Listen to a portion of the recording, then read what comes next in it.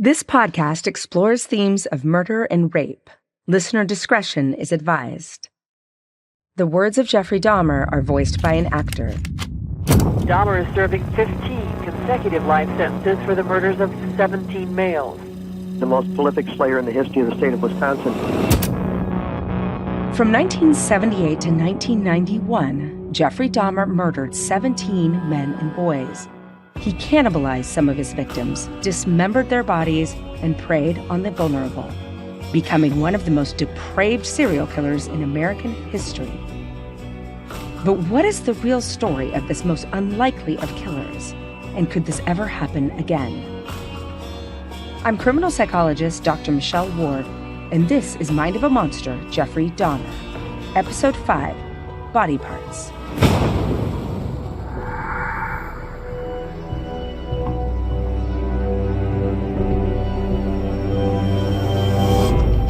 It's June 30th, 1991, and we're in Chicago, Illinois, where the city is alive with excitement. Tens of thousands of people have traveled from all over America to be part of the annual Gay Pride Parade. Just 20 years earlier, there were only 300 people involved. Now the crowd numbers 100,000. There's music, political activism, and celebrations. As the parade draws to a close, 20-year-old Matt Turner waits at a bus stop to make his journey home. It's here that he's approached by a blonde-haired, slightly older man. It's Jeffrey Dahmer. Dahmer compliments Turner's looks and offers to pay him money to have some professional photographs taken. Turner agrees, and the pair take the Greyhound bus from Chicago to Milwaukee, and then a cab to a run-down part of town. In apartment 213, Dahmer gives Turner a drink polluted with drugs, and the young man soon begins to feel woozy. Watching, waiting, biding his time, Dahmer grabs a strap and strangles Turner to death. He dismembers his body before storing his head in the freezer and packing the rest into a big blue vat of acid. Another young life cut brutally short. Turner's father was interviewed in 1991.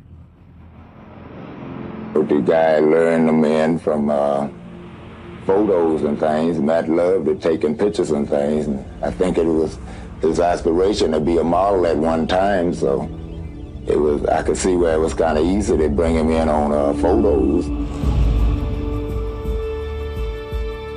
By July 6th, Jeffrey Dahmer is on the hunt again. He kills 3 young men in the space of just 14 days. Jeremiah Weinberger, followed by Oliver Lacey, and then Joseph Breithoft. The men are drugged and dismembered, but the depravity has gone up a level. Dahmer stores their heads in his freezer and saves Oliver Lacey's heart to eat later. The speed of his killings is staggering, and Dahmer is no longer able to compartmentalize his life. His crimes are seeping into the daylight life. He hasn't been to work in days. Vernell Bass is the author of Across the Hall and was a neighbor of Jeffrey Dahmer. He told me that he had got fired from his job, but he didn't dwell on it. And the way I found out was that when he should have been sleeping, he wasn't sleeping. He was drinking. And that's when I asked him about, don't you have to go to work? And that's when he told me that he had lost his job for being late too many times. And then the smell, everybody was complaining on the second floor about the smell, and it had gotten to the point where the management had started knocking on his door, complaining about the smell as well. And the smell wouldn't go away. He had been served an eviction notice. And now he's got the smell, he's getting pressure from the neighbors, from us. He's got management evicting him. He has no income.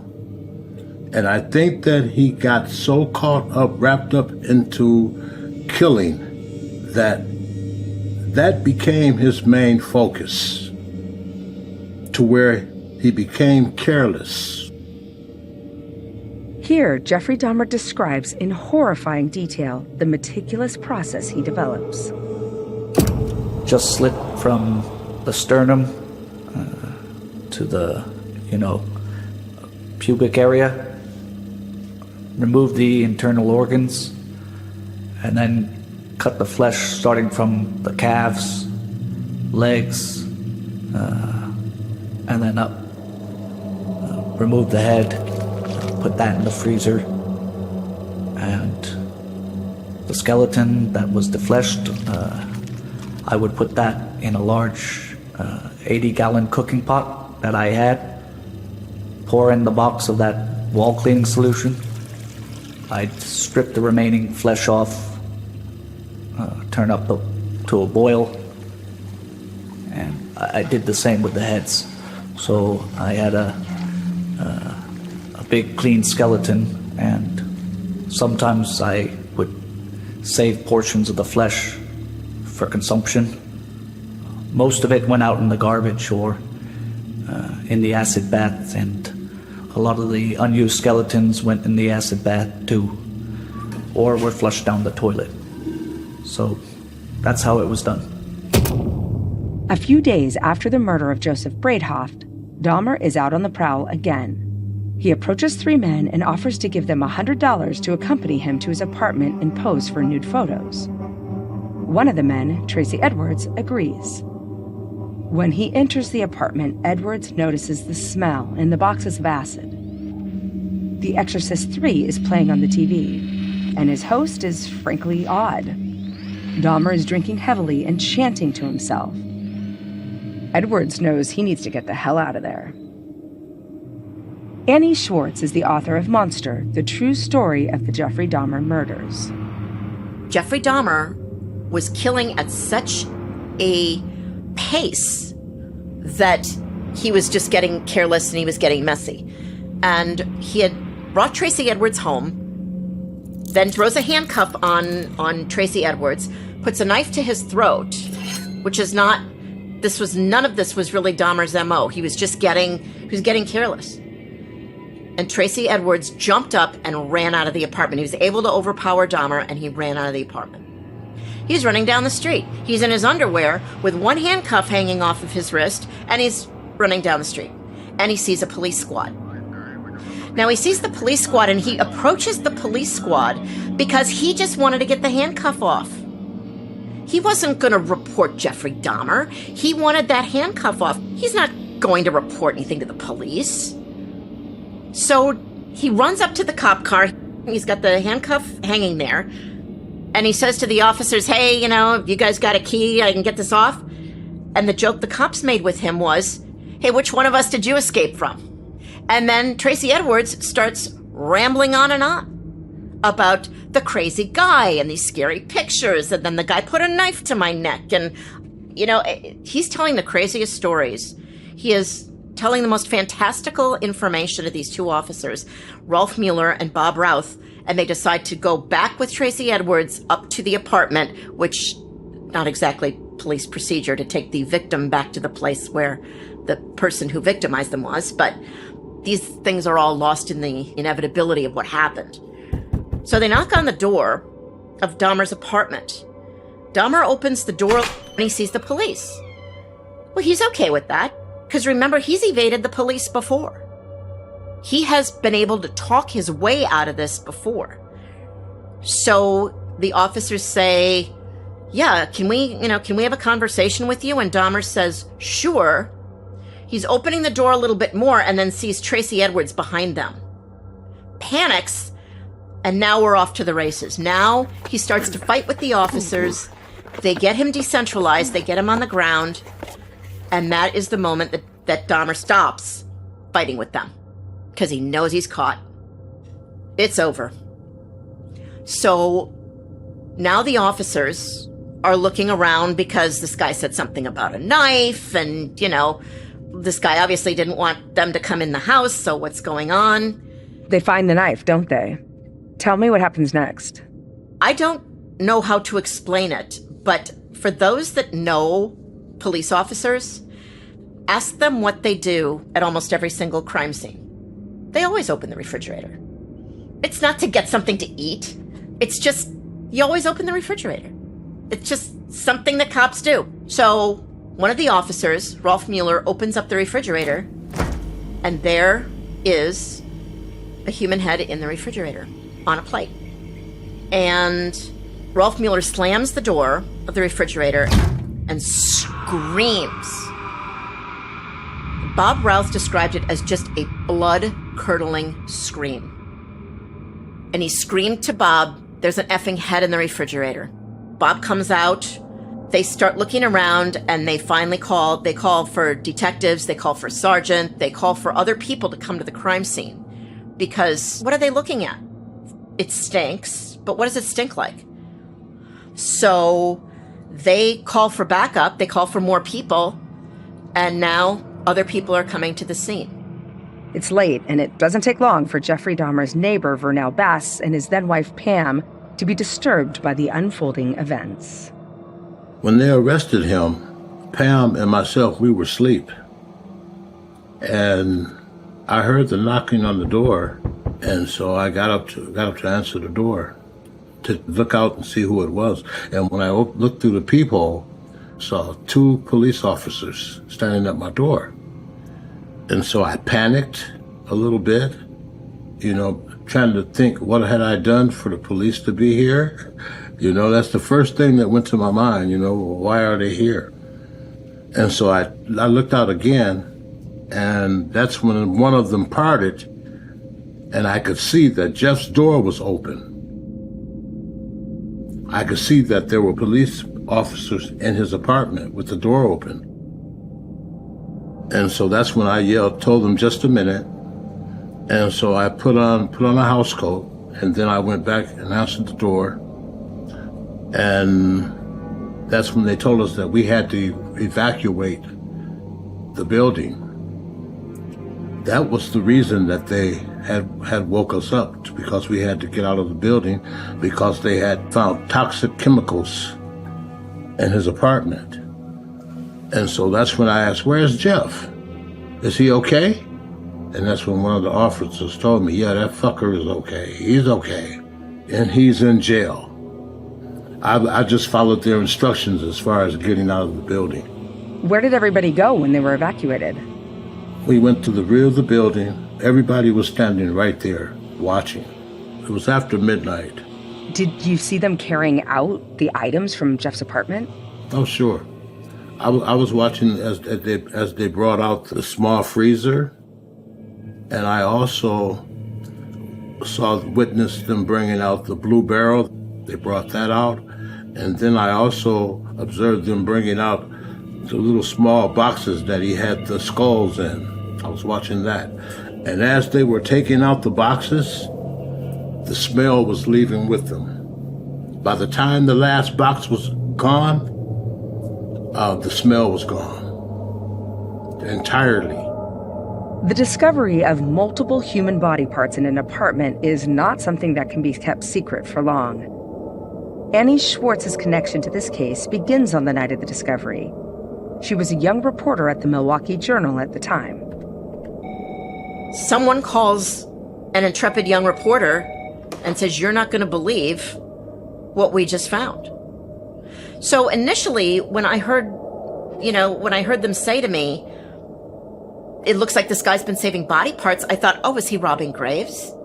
Was he stealing bodies from a morgue? I mean, those are all my frames of reference. We didn't have Dexter. Not a lot of true crime back in that time. Right, and it's not going to come to mind that he's killing people and keeping the body parts. You're not going to think of that. But when I arrived at the scene, they had evacuated the whole building because of the barrel, because it was chemical. And he was keeping chemicals, and they didn't know what kind of hazardous materials this was, so they evacuate the building. The residents come out, I show up, and there is not police tape up yet on the front door. It was, no kidding, the creepiest crime scene ever, because when I came upon it, when I walked up the lawn and up to the apartment building, there are all kinds of people out on the lawn, but it's quiet. And that's not what a crime scene is like. They're loud, people are talking, sometimes people are laughing, they're all sharing their theories, but this was really quiet. I interviewed a couple of the people who were Dahmer's neighbors, but then I went into the building, and then I went up to apartment 213. I saw Rolf Mueller standing outside in the hallway. the officer that had opened the refrigerator. And he had his hands covering his face. Later on, I would see that photograph of him standing like that because a photographer for the Milwaukee Journal, the paper that I was working for at the time, managed to capture it. And Rolf Mueller was never the same. He was haunted by this case for the rest of his life. Officer wellness is a new term. You know, back then, you open a refrigerator and you find a head inside and somebody says, "Suck it up, Buttercup, don't forget to write your report." He never got over the trauma of that. He had nightmares, and his wife said that he just was never the same. What else did they find in the apartment? Skulls were found everywhere. They found skulls in his closet. They found skulls in his refrigerator. And they saw this makeshift altar that he was going to try and have come true. Remember that so much of Jeffrey Dahmer's crimes were about making some fantasy come true. And one of the fantasies that he developed was this idea that he could have a shrine to his victims. So you're a reporter and you've got this incredible story. What happens next? I had Jeffrey Dahmer's name very early. And we had a lot of discussions on the news desk that morning. Are we gonna share this name? He hasn't been charged yet. And we decided that the case was so huge that we couldn't not share Jeffrey Dahmer's name. So the very first story, which was broken in our newspaper by me, the headline was "Body Parts Litter Apartment." And that was the first story. And after that story came out, I mean, it was just a floodgate of people that come forward and say, "My loved one has been missing. Is my daughter one of these people? Is my son one of these people? So now the police are getting all kinds of people coming forward saying, let's see if my loved one is one of those people. The situation is unparalleled. Usually, serial killers do all they can to get rid of any evidence within their home.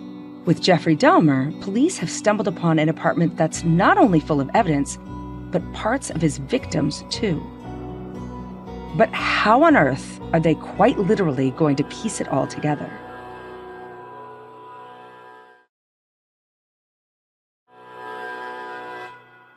The only reason the last guy got away was because I was completely unconscious for at least 6 hours. I have no memory of anything that happened, but I was still functioning. I came back to consciousness 5 minutes before I heard the knock at the door. And there were the police. I didn't have any time for a cover story or anything. It's terrifying to think that had Tracy Edwards not approached the police to remove his handcuff, Jeffrey Dahmer may have continued for months, maybe even years longer. But on July 23, 1991, police finally have Jeffrey Dahmer in custody. It is 13 years since his first murder in Ohio, when he brutally killed hitchhiker Stephen Hicks. Dennis Murphy was a homicide detective in Milwaukee and was called in early to question Jeffrey Dahmer. Can you tell us about the night he was arrested?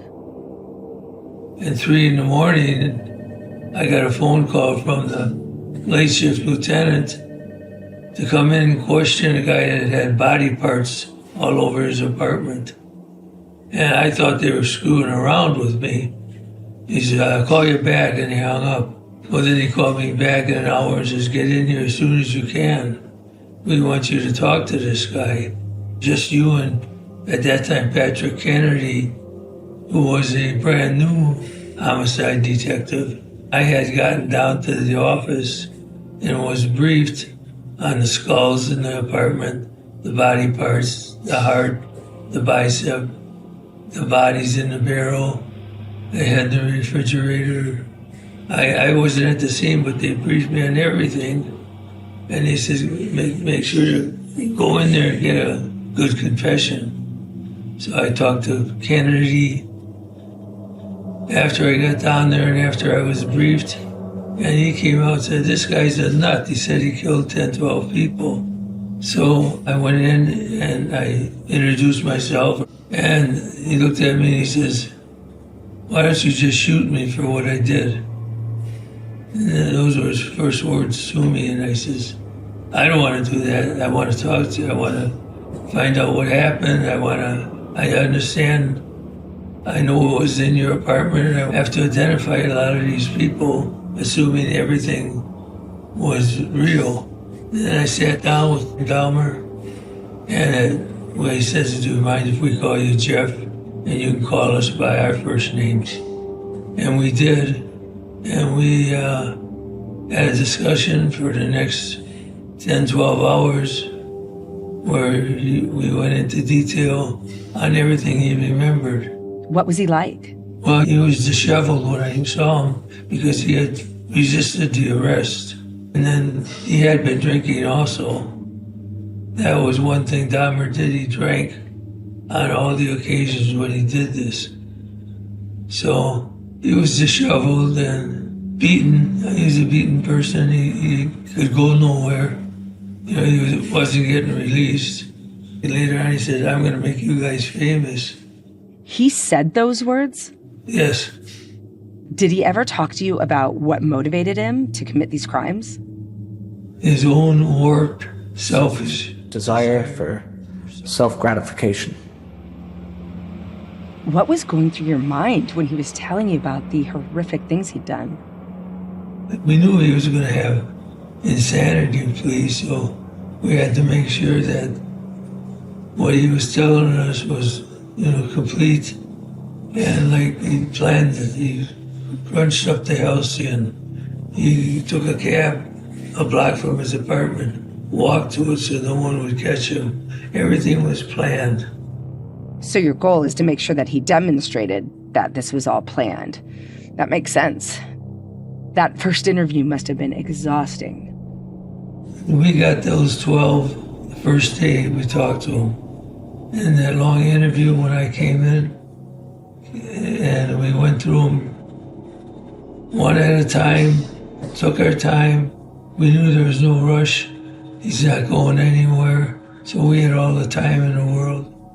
He loved coffee. He loved cigarettes.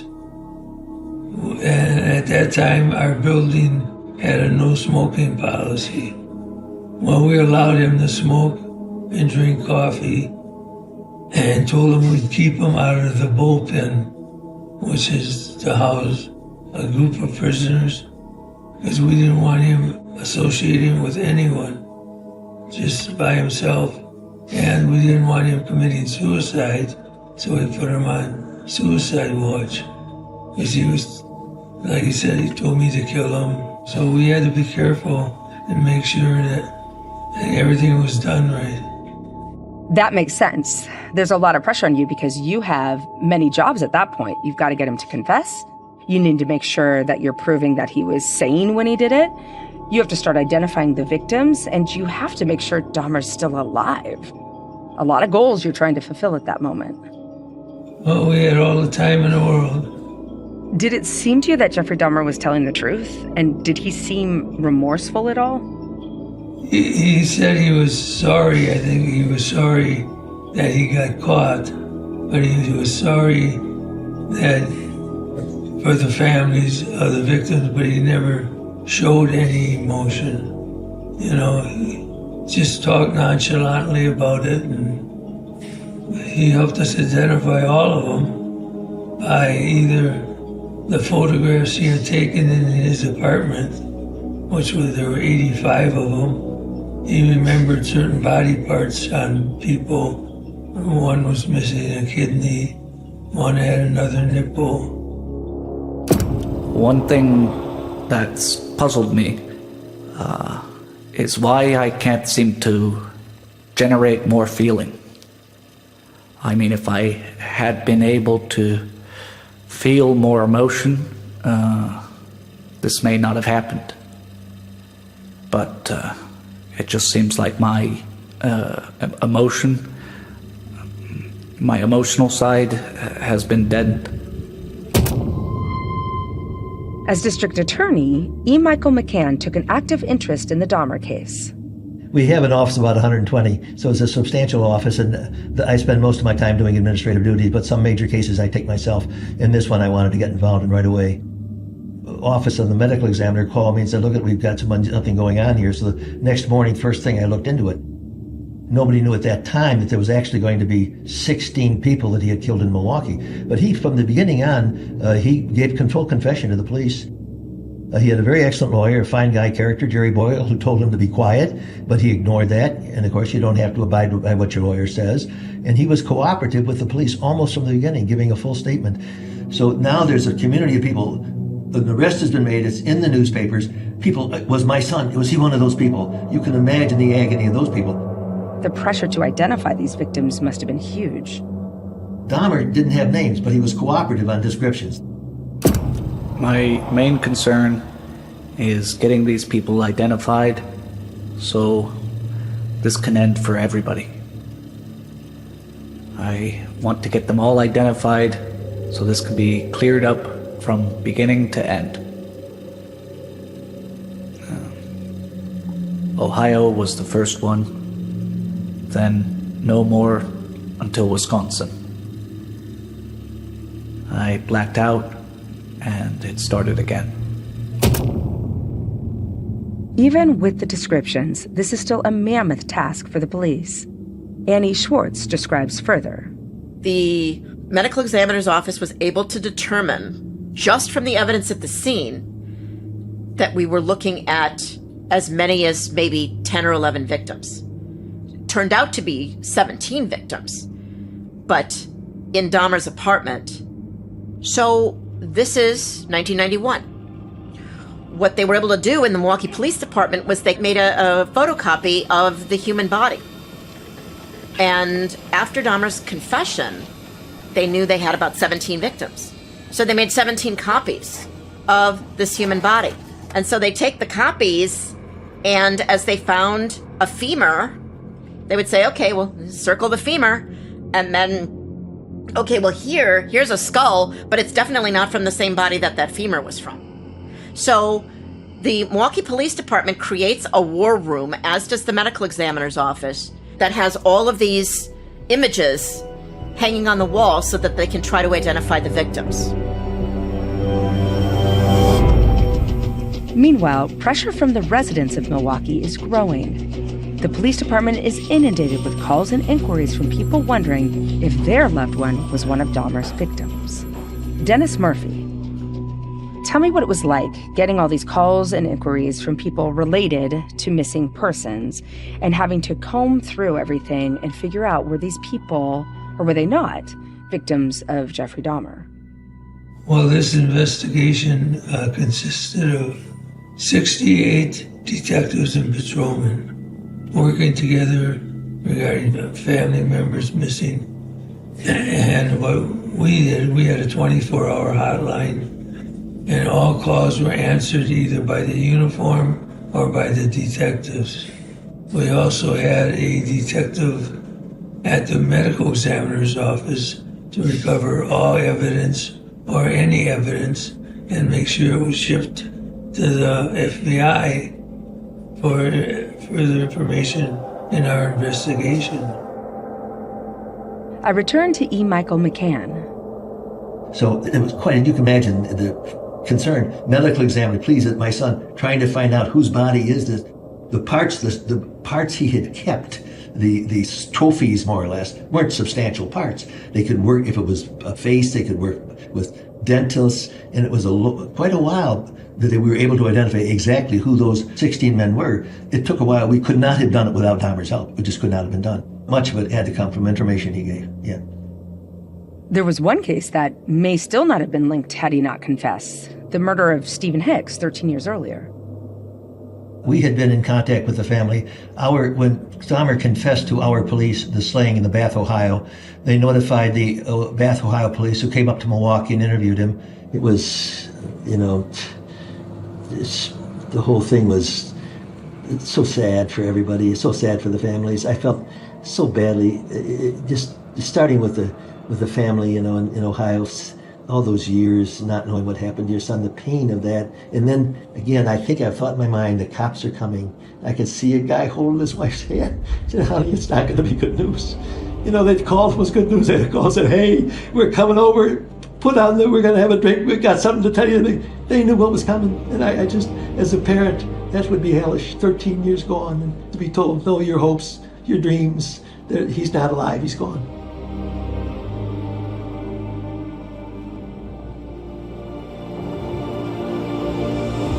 Rita Isbell's family would also receive the same devastating news. How did you find out that your brother Earl was one of Jeffrey Dahmer's victims? The Red Cross knocked on my door, and I was way in Tennessee. Say, you and your kids pack your things, you have an emergency, we have to send you guys to Milwaukee. The Red Cross. They sent us here, we came here, all the family and relatives from out of town was here. But when I got here, they had a service where we were born in. Me and Earl was born in Indiana. It's this small town in Indiana we was born in, not too far from Milwaukee. So we all knew the funeral home there in Indiana. The funeral home offered to render services to my mother free. They came and got the remains and took her and her family back to Indiana and had the services there where he was born. And supposedly he was buried at the foot of my grandmother's grave. Along with Earl Lindsay and Stephen Hicks, over the course of his interviews with Jeffrey Dahmer, Dennis Murphy and his colleagues would get the killer to confess to all 17 of his murders and identify the victims. But this is a process, and those with unanswered questions are filled with anger. People begin to ask, how did the police not know there was a serial killer in Milwaukee? And worse, how had he slipped through the net so many times? It doesn't take long for an explosive piece of information to be revealed. Back to Annie Schwartz. The story very quickly evolved from a story about a serial killer to a story about why wasn't he caught earlier. It's the blame game, and the blame game came very early in the Jeffrey Dahmer case. And you did a record search. These are the days, it's no computer, it's boxes of reports. I'd requested the reports of any police activity on Dahmer's street for 6 months before the murders. And there was a lot of it, but I found that there were 2 police officers that had encountered Dahmer and a young man named Connor Xynthesymphone. That story became the story that really brought down the Milwaukee Police Department at that time. As Milwaukee police deal with accusations of negligence and discrimination, Dahmer's legal team puts together a plan. Dahmer will admit his guilt, but he'll do so while pleading insanity. In the next episode, Jeffrey Dahmer is put on trial. Mind of a Monster, Jeffrey Dahmer is produced by Arrow Media for ID. The executive producer for ID is Jessica Lowther. Arrow Media's producer is Rebecca Radil. Editor, Sirkin Nihat. Audio engineering by Mahoney Audio Post. Our line producer is Philippa Whittle. Our junior production manager is Jody Tanner Wild. Our production coordinator is Shannon Tunicliffe. And our assistant producer is Isabel Wilson. Our archive producer is Katia Lom. Arrow Media's series producer is Gabrielle Nash, and executive producer is Stuart Pender. Jeffrey Dahmer is played by Andrew Groom. I'm your host, Dr. Michelle Ward. You can follow us wherever you get your podcasts, and we'd love it if you could take a second to leave us a 5-star review on Apple Podcasts.